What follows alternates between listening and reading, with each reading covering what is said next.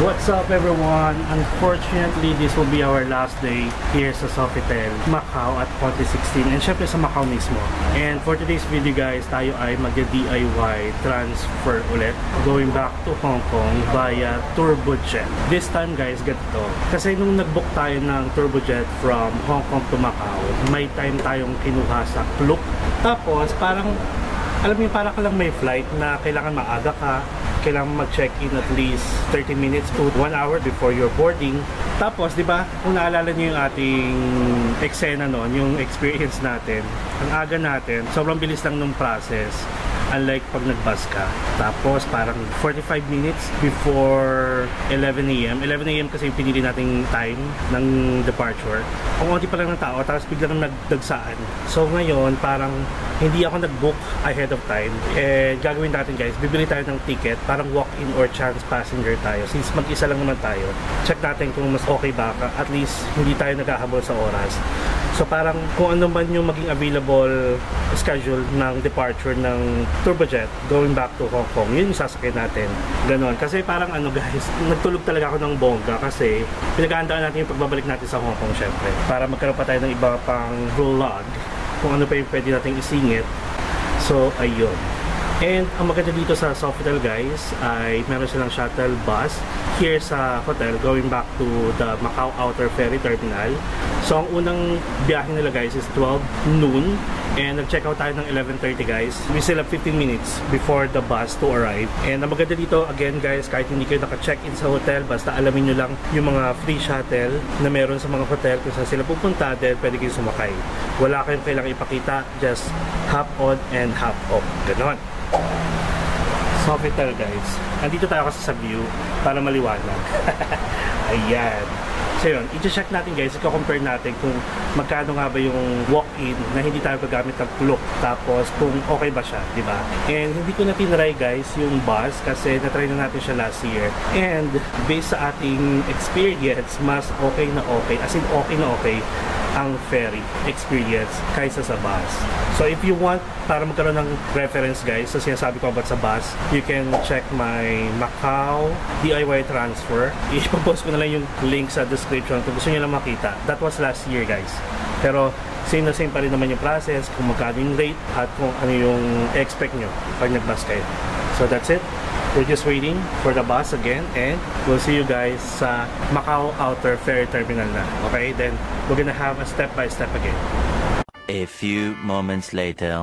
Alright guys, so we are back here sa Outer Harbor Ferry Terminal. Ayan, and hindi bus yung naghatid sa atin guys, van.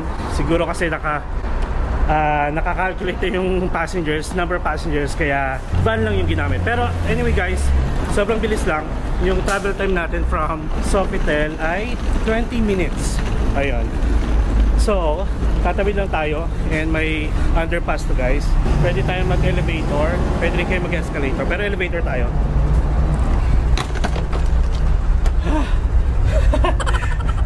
Ang hirap ng ano, ang hirap ng soloista tapos dalawa yung luggage and then nag-video pa. So anyway, we are going back to Hong Kong in a few minutes. Ang ferry guys na parang schedule ay nakita ko is ano, every 30 minutes from 11, 11:30, 12, 12:30, 1, 1:30 and so on. So since 12:20 pa lang, I think makakahabol tayo ng 1 PM.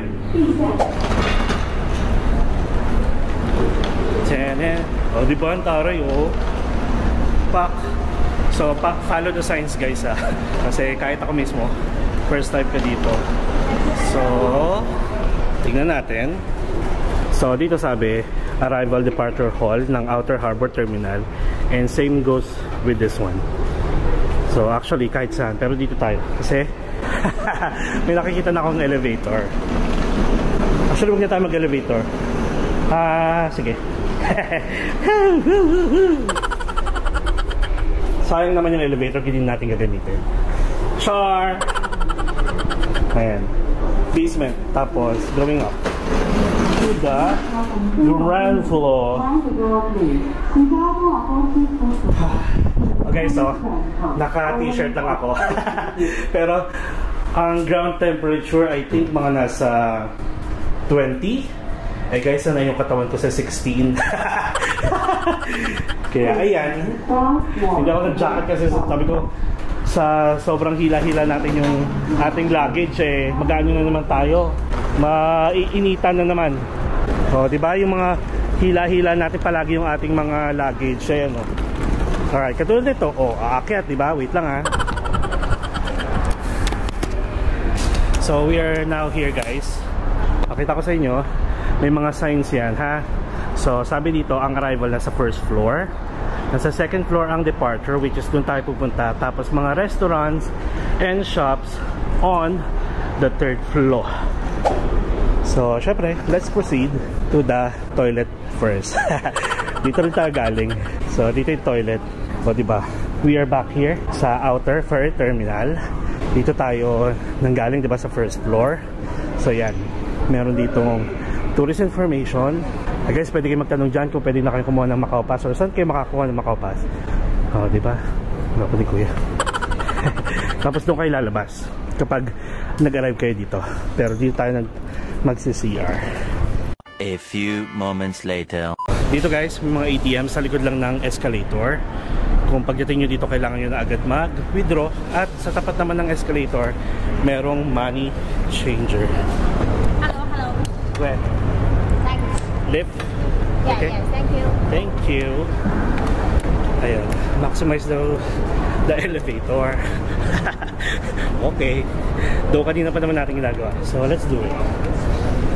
Mabait naman si ate. Oh. Look at this, oh. Sabi dito, city tour. Lapit tayo. Naaga pa naman. Ayan, sabi dito, kabayan dito magtanong. Oh, taray. Ayan. Smart turismo.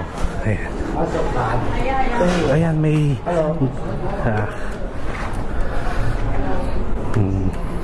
city tour, open top bus, and so on. Oh, papasok. Ay, hindi kuya, sabi ko ano, pauwi na ako eh. Pauwi na kayo? Pa-Hong Kong muna ako. Tapos babalik ako. Babalik naman ako. Pero pagbalik ko na lang. Thank you. Ayan. Akala ni kuya kukuha ko ng mga tour. Mabait naman sila. Alright. So, ticket muna tayo guys. Pag may nakita tayo guys sa immigration, bawal mag-video, mag-picture. Kasi marami ako nakita guys sa Macau na video na pinapabura talaga yung video pag may nakuhaan kayo na hindi nyo dapat kuhaan kahit malayo. Basta sinabing bawal mag-picture, mag-video, bag maging pasaway. Paglabas nyo guys, may mga turbojet counters dito. Pero dun tayo sa pinaka-bilihan ng ticket. Ayun. May nakikita ko dun. Tapos dito ang immigration, I guess. Diyan sa loob na yan, sa box. Hello. Where can we buy a ticket for turbojet? Oh, there. Thank you. Diba? Pag piling nyo, hindi nyo alam, magtanong kayo. Actually, may mga parang ano dito, kiosk. Self-service ticketing kiosk. Ah, okay. Tapos, ito. Maganda. Wala lang, nai-elib lang ako guys. So, again, nasa ano tayo, outer terminal, ferry. So, ito guys, ang turbojet, may self-service ticketing kiosk. Meron din naman na yung manual, kung gusto nyo pumila dyan. Pero dito, ayan, yung mga time, every 30 minutes. 30 minutes nga ba? Parang sa umaga, 1 hour. Okay. So, 1 hour, 7:30 to 8:30. Tapos 9, every 30 minutes na siya. Hanggang 11:59. Tapos dito, smart card. Payment by Union Pay and overseas credit cards are not accepted for ticket bookings presently. Please book at ticketing counter. So, hindi tinatanggap mga ibang credit cards dito. Like overseas credit cards. So huwag na tayo magpapansin dyan. Huwag na tayo umepal dyan. So, dito na tayo sa mismong ticketing counter. So, ito pala, fare. Meron niyang economy at saka super. So, yung super VIP. Fare. Medyo mabilis. Ayan, pwede pwede sa counter doon. This front row seat Touchscreen ba yan? Ay, hindi. Hindi pa rin siya touchscreen. Sige, check natin kung magkano. Hindi naman, wala pa tayong ticket. So, maganda na tayo.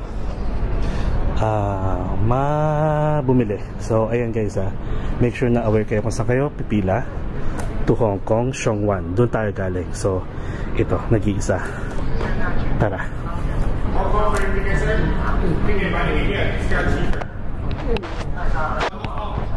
Turbojet? Oh, okay. Sure yan ha. Pag yan...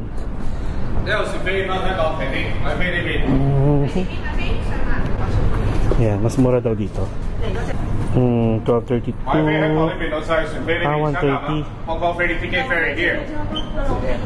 130. Check ko muna yung time. Wait. 130 yung nandun.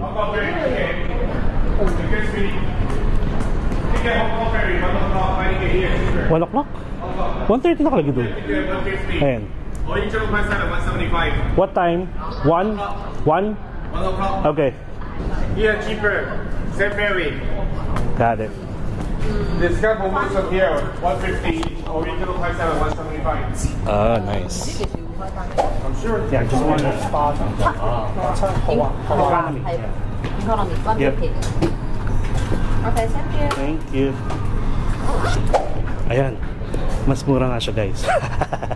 So dito guys, sa tabi, ayan, 150 Hong Kong dollars or MOP. Tapos dito, yung regular ticket niya is 175. Actually, mas mahal pa rin naman talaga pag magpe-ferry kasi ang bus, 65 lang. Wait lang Ayun, so again, mas mura yung pinaprovide dito. O diba? Hindi ko alam kung palagi yung ganyan ha.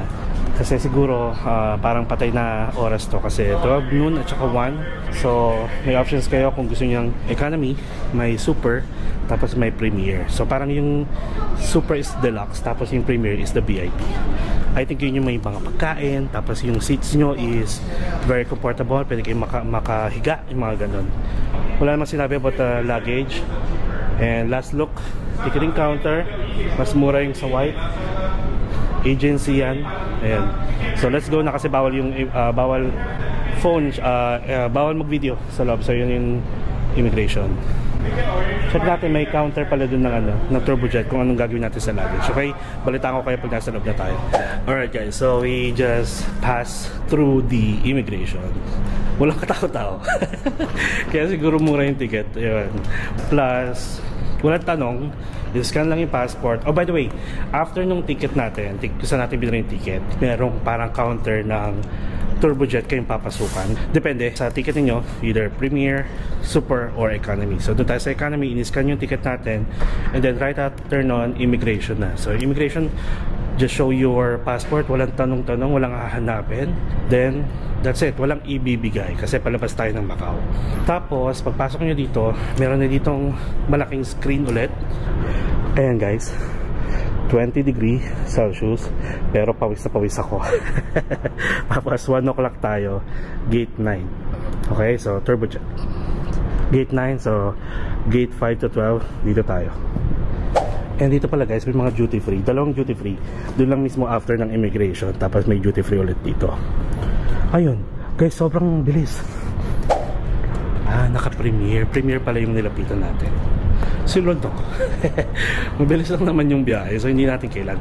Tapos ito pala guys, I would suggest you can do this check-in DIY or parang chance passenger if mga regular days. Huwag nyo gagawin to kapag holidays. Kasi for sure, either maraming naka-book kasi nga tatawid-tawid yung mga tao para magbakasyon kasi nga holiday, yung mga ganon. Okay? So yun na lang yung tips ko sa inyo. Tsaka parang wala masyadong magbabalik ng Hong Kong nung time na to. Basta pwede nyo itong gawin siguro from Macau to Hong Kong. Pero kung Hong Kong to Macau, pwede rin naman. Depende na lang sa araw guys. Kunyari kasi yung katulad nito, tingin mo 30 minutes na lang magpo-port tayo compared to sa ginawa natin from Hong Kong to Macau na 1.5 hours ang aga natin nun, diba? So yun, again hindi ko isa-suggest na gawin nyo to kapag holidays. Gawin nyo to siguro pag mga regular days lang. Even Saturday, Sunday, pwede rin naman. Basta as long as walang mga event or occasion para hindi, yung expect nyo na hindi fully booked. Ganon.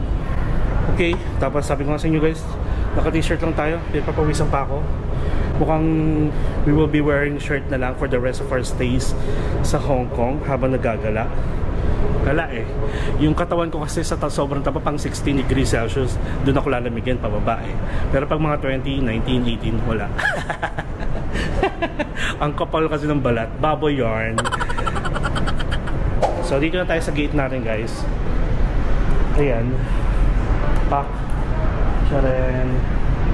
So mag-board tayo. Ganun din naman. Mag-board. Tapos papasok natin yung ating luggage sa harap. Tapos guys, yung mga ticket ninyo, pag pinakita nyo dito, bibigyan kayo ng seat number. Sila yung magpo-provide ng seat number. Kung mag-isa lang kayo, pwede kayo dun sa mga dalawahan lang. Pero kung grupo kayo, sila na bahala dun. Okay, so tambay na tayo. Tapos board. Mahirap kasi guys, kumuha ng video. Pag dalawa yung luggage, lalo may mga hagdanan at kailangan kong buhatin, di ba? So hindi ko napapakita siguro yung mga ganong portion. Yung mga important things na lang. Okay? So mag-ano lang ako since malamig dito. Tapos waiting tayo ng boarding. Makikinig lang ako ng music hanggang tayo mag-board, hanggang makaupo tayo, tapos hanggang makababa tayo ng Hong Kong, and then we are going to welcome again ourselves and you guys to Hong Kong. Okay, see you guys in an hour. Bye bye. So guys, may ticket na tayo. Ang upuan natin is 23A. Wala lang, naisip ko lang ulit, may naisip kasi ako, kaya gusto ko isama-sama lang. Nakakatuwa lang, diba? Parang nakita nyo yung process natin, diba? Sana ganun din sa Pilipinas. Napaka-smooth, napakabilis. Wala yung ang daming nangyayari bago ka makasakay. Ganon. Good job sa government ng Macau. And syempre kasama na yung Hong Kong. Kahit sobrang daming tao sa Hong Kong guys. Nakita nyo naman yung transportation, process ng mga kahit mag-DIY kayo, kahit anong sakyan ninyo, mga bus, mga trains, sobrang organized. I hope sooner or later maging ganyan din si Philippines.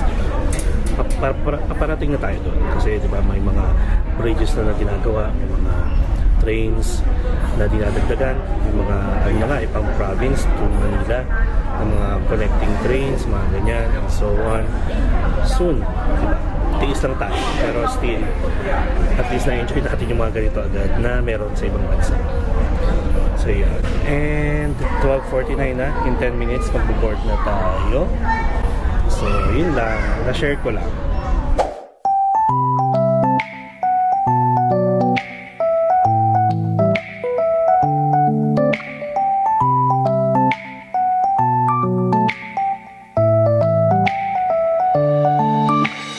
One hour later. So guys, after 1 hour of ferry travel time, nandito tayo ngayon sa Shangwan ulit, which is kung nasan yung Macau Ferry Terminal. So yun. And pag-arrive nyo guys, medyo maambon kaya nandito muna tayo sa loob. Pero right after nyong bumaba ng ferry, akit kayo sa taas for the immigration. Yun yung gagawin natin. Hindi naman tayo nagmamadali ka guys kasi umaambon. Though may payong tayo, kaso syempre mahirap magpayong kapag dalawa ang luggage.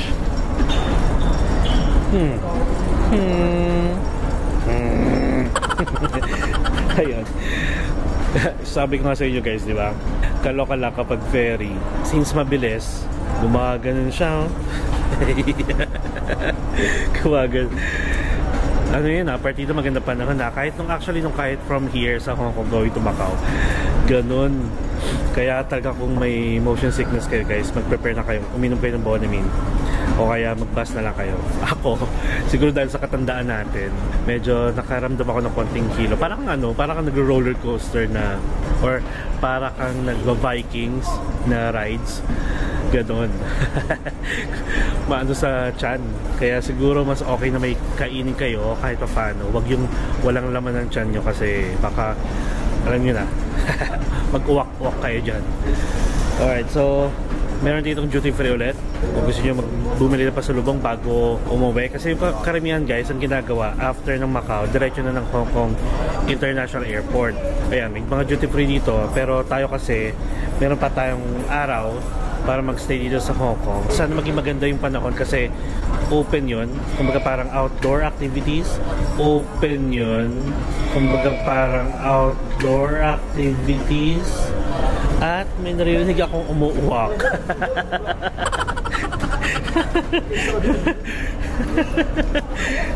Ayan, siguro mag-prepare kayo guys ng Bonamine, candy, tapos yung Hong Tai. Ayan, yung mga inhaler. Kahit ako, kahit hanggang ngayon, meron pa akong parang motion, something. Parang feeling ko gumagewang pa rin tayo. Narinig yun, yung bilat. So anyway, we are done here on this part. So wala kayong gagawin kakaiba ha. Proceed lang kayo agad sa immigration. Tapos ganito, kasi guys hindi tayo nakapag-shots dito nung pumunta tayo dito sa ferry terminal from Hong Kong to Macau. Parang ang shots natin nasa boarding area na. Papakita ko sa inyo yung mall, yung Shun Tak Mall, kung saan kayo kukuha ng ticket, kung saan kayo papasok and so on, okay? Para naman pag napanood nyo to, then you can have this as reference. Same ng parang kung paano pumunta from Hong Kong to Macau, then Macau to Hong Kong via Turbojet. Alright? See you guys after ng immigration. Kasi syempre bawal na naman ng camera, video, and so on. Alright, see you guys later. A few moments later. Alright guys, so nakalagpas na tayo ng immigration. Syempre, walang tanong ulit. And dun pala sa arrival guys, pagbaba nyo ng mismong ferry, bali, akit pa kayo ng pinakamataas na, pinakamataas. Sakay kayo ng escalator, basta follow the signs, nakalagay arrival. Tapos pagdating nyo doon, pipila kayo sa mismong mga manual immigration officers. So ibig sabihin may mga tao talaga, mga staff. Kasi yung mga e-gates nila, papasok dito sa Hong Kong is for Hong Kong residents only. So actually we are done na. Tapos after ng immigration, custom natin to declare, doon kayo dadaan, and then lalabas na kayo. Dito na ang labas nyo. So yung labas nyo guys, ito. Ayan, kung saan din tayo galing. Or I mean kung saan tayo pumasok nung papunta tayo dito. So pakita ko muna sa inyo ha. So dyan kayo guys. Papakita ko sa inyo yung itsura sa labas. Dire-diretso lang kayo doon. Tapos ayan, may nakikita kayong pulang screen. May mga parang kiosk dyan, counter ng Turbojet. Papakita nyo yung clock ticket niyo. Tapos bibigyan kayo ng physical ticket. Tapos paglagpas nyo lang dyan sa kaliwa yung mismong counter ng Turbojet. Wala kayong gagawin doon. Diretso lang kayo sa baba. Pagbaba nyo guys ng escalator, after ng yan, immigration na. Tapos immigration, then bababa ulit kayo, proceed to the boarding gates. Ganun na ganun lang yung process. Wala kayong gagawin. Okay? So yun. Ito yung wala tayong shots last time. Kasi nga, feeling ko kasi bawal dito, bawal doon. So yun. Alright, so lalabas muna tayo. And this is a mall. Ayan. Medyo nakakalito siya guys kung hindi nyo kabisado. Aray ko. Alright. So, nasa ano tayo? Third floor. Okay, third floor guys. Pagsakay nyo ng escalator, yan, ito agad bubungad sa inyo. Hanapin nyo lang tong West Bridge. Syempre restricted area dyan kasi palabas mga tao dyan. Tapos dito kayo pupunta. May Sky Shuttle, may Turbojet. Pasok lang kayo dyan. Ayan yung Turbojet, yung red. Tapos yun na, yung pinakita ko sa inyo kung saan kayo magpapapalit ng clock ticket niyo. Kung hindi naman guys, ganun din. Gagawin nyo, kunyari gusto nyo ng chance passenger ulit. Hindi kayo magkukuha ng ticket sa clock, then proceed to the ticket office, which is ito lang. Daba, ganun lang kabilis. Third floor to guys ng Shun Tak Tower or Shun Tak Building. And this is a mall actually. Gwapo naman yung daddy. Ayan. O yun lang, ganun lang. Diba? Tapos may Macau tourism information ulit doon. Macau yan ha. Kung gusto nyo magtanong-tanong, go. Pero kasi tayo nanggaling tayo sa pinakababa. So ganun ang gagawin natin. Ay, pinakababa ba? Hindi pala. Meron pala dito. Dito ata tayo galing. Wait. Saan ba tayo nanggaling nun? O, di ba parang ilang araw naman tayo nagmakaw. Ang arte-arte na. Ayun, doon pala tayo nang galing. Kasi ang labas niyan, doon sa bus terminal. May elevator doon, going down. Ayan, pwede rin dito, kung gusto nyo. Yan, Macau ferry ticket, may Cotai Jet, merong Kemerut, ganyan. Tapos, ayan, just to give you information lang, quick information about this mall. Ayan, parking sa 5th and 6th floor. Apex Team Fencing sa 4th floor. Ferry Hall, ticket office at shop dito sa 3rd floor. Tapos shop and West Tower sa 2nd. Pick up and drop off area sa 1st. And ground is taxi pick up and drop off area. Hindi natin lilibutin to guys, ha? Oop. Saan ba ka nang galing nun? Iniisip ko wait lang ha. Basta hindi tayo bumaba kasi parang sumakay tayo ng escalator. Tapos, ay hindi, sumakay tayo ng elevator from outside. Tapos 3rd floor na. Shuntak Center pala guys. Ayan. Ah, dito, tama. Ito, dito tayo galing. Ha, hindi. Dito ba? Dito ata. Naliligaw. Tapos mga shops, so ayan na. Ay, umakit. Oh, umakit pala tayo. Pero parang pwede tayong pumunta dito.